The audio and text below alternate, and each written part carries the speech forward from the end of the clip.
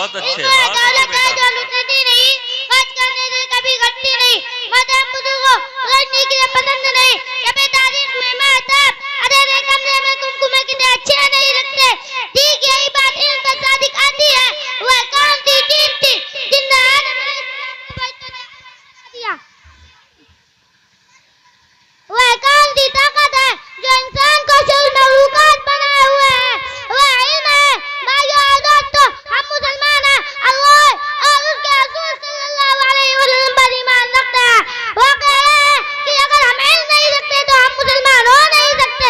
मुसलमान और जाहिल है, मुसलमान और अनपढ़ हो, ये हो नहीं सकता। अल्लाह की किताब में इल्म की जगह जगह बयान की गई है। इरशाद बारी ताला है, कुल हल यस्तविल्लज़ीना यअलमून वल्लज़ीना ला यअलमून इन्नमा यतज़क्करू उलुल अलबाब। इस आयत का तर्जुमा है, कह दीजिए कि क्या इल्म और ना जानने वाले बराबर हो सकता है।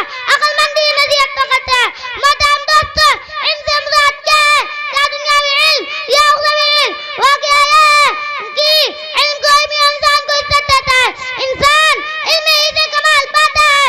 फौज, लश्कर और माल और दौलत इसे वाक़अतन इज्जत नहीं देते।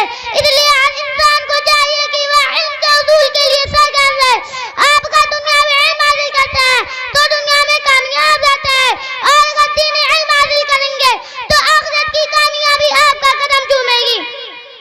मोहतरम दोस्तों, अगर आप कुछ अकल वाले हैं, अगर आप में कुछ भी दानिशमंदी है तो आप इल्म के उसूल के लिए दौड़े, खुसूसन दीनी इल्म हासिल करें।